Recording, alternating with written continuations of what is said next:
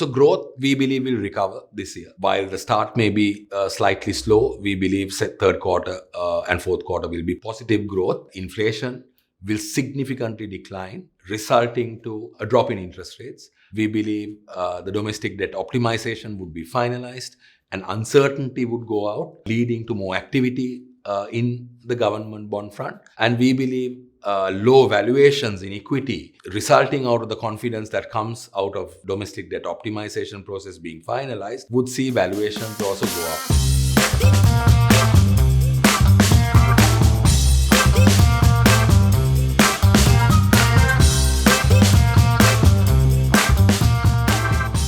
So growth for 2023 is going to be negative in our view overall.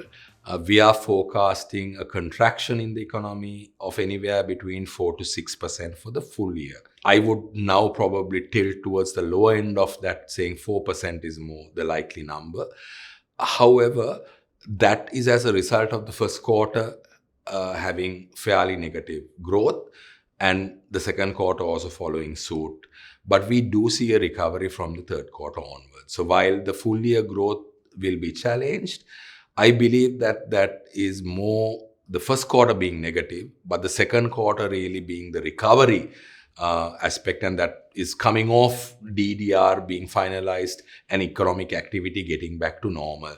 So even though we are forecasting negative growth, we are optimistic of recovery in the second half, and then that continuing into the ensuing years, where 2024 we feel could be back into the 5% growth number, and thereafter us being able to sustain that positive growth momentum for the next foreseeable few years at around the 5% positive growth number. I think we've seen the worst, we've hit the bottom, and we are now on a recovery trajectory, and that we will see positive growth numbers coming your way.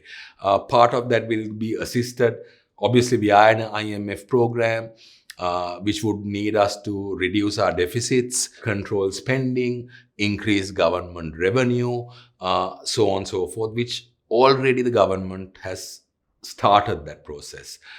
We've seen a recovery in tourism. And I've mentioned this before. I think part of our problem and default resulted as a result of 3 bad years in tourism. 2019 April bombings, 2020, 2021 the COVID crisis, and then 22 the economic crisis resulted out of us losing almost about 12 to 14 billion US dollars of potential tourism inflows that were there. Now, the recovery we've already seen, if you look at numbers published by the tourism authorities, we have something close to about, I think, about 450,000 tourists for the first 3 months, or for the first 4 months. And we are expected to touch 500,000 tourists this year. We've also seen foreign remittances, which has been supporting this economy over the years. We peaked at about $7 billion inflow in 2018. Since then, again, obviously the economic crisis has resulted in those flows drying up, but we are seeing a large recovery. We are seeing remittances go back to above the $500 million mark a month.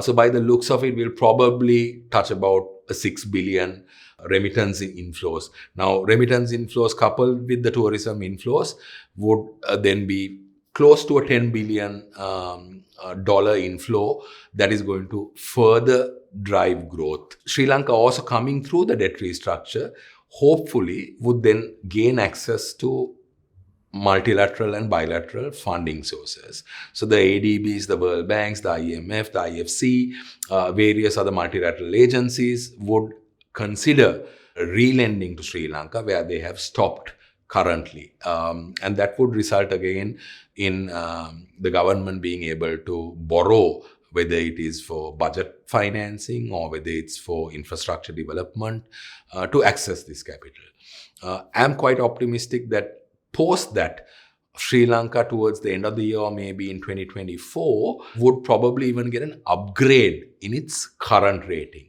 Now, while that upgrade may not immediately give us access to international capital markets, I think maybe towards 2025, we may very well regain access to capital markets, thereby where Sri Lanka can go back to international capital markets to borrow in dollar terms. So all of these things put together, I think, is going to result in a growth trajectory of around 5%, which we were used to pre-2018, coming back and supporting the economy. And I think then all that growth would essentially be translated also in terms of wealth creation and better opportunities for the Sri Lankan public, and result in far more robust capital market activity. So we are quite bullish on the growth beyond the second quarter of this year.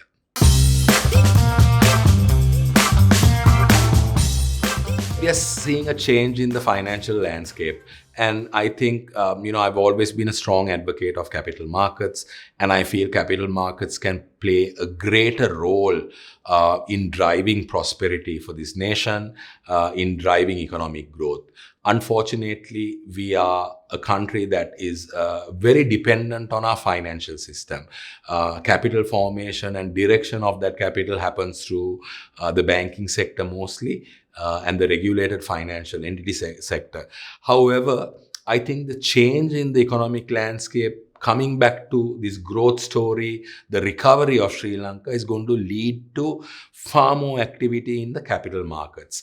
And that would mean huge opportunities for all players in capital markets, because I believe that is a far more efficient way of raising capital and deploying it to segments of the economy that most need it. And I would think that we will see that activity increase drastically over the next couple of years, where you'll have companies raising equity, raising debt via capital market instruments, debentures or IPOs or whatever. And that would mean that all the players in capital markets, as well as investors in capital markets, would have significantly higher opportunities to profit out of. And that's something that First Capital is focusing on and trying to enable, so that it's not just the investment banks who make the money. We also want to see investors making money.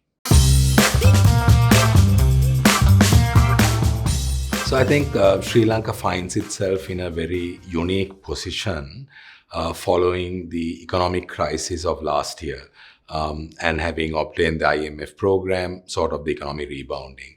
So I believe there'll be many opportunities in the economy, but let me speak about capital markets specifically, which is the forte for First Capital. And I see two big opportunities there. I see one in the bond front, the government bond front, and one in terms of equity or listed shares.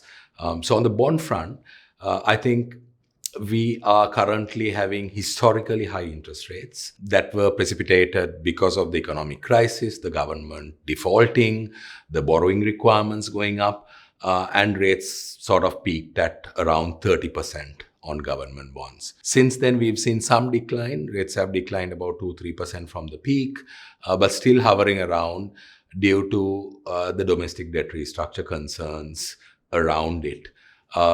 First Capital believes that even with the domestic debt restructure, which has now been termed as a domestic debt optimization, that still the levels of interest rates currently experienced in the country is at a significantly elevated level, and that this has to come down fairly drastically and fairly soon as well.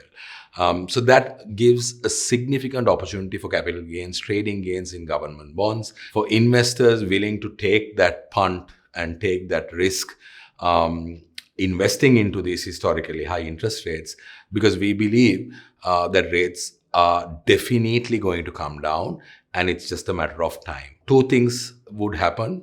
One is the finalization of the domestic debt restructure, optimization, and what form it takes, thereby taking away the risk premium that today is there in government bonds. So if you look at the policy rate at 16.5%, interest rates at close to 27-28%, there is a 10% premium that the market has been pricing in due to this uncertainty around DDR. Now, when that goes away, ideally this premium should also go away and could lead to a significant drop in present yields. We also forecast inflation, which touched all-time high of almost 70% in August last year, but we've seen it taper down to around 35%, the latest number we had for April. Our forecast is that we will come to single-digit inflation levels by the end of the year, which would mean a reduction in interest rates as well. And this could come in form of even policy action, where central bank would revise monetary policy rates, and then interest rates would also be pushed further down based on that policy decision and the inflationary outlook. So I think it is a once-in-a-lifetime opportunity, I believe, to profit out of the medium to longer term bonds, even after pricing for a domestic debt restructure. On the equity side, we believe market is trading at one of its lowest valuations that we've seen historically. So if you look at it on a price to book multiple, we are trading a little less than 1 time. And on a price earnings basis, we are trading at around 5 times of a multiple.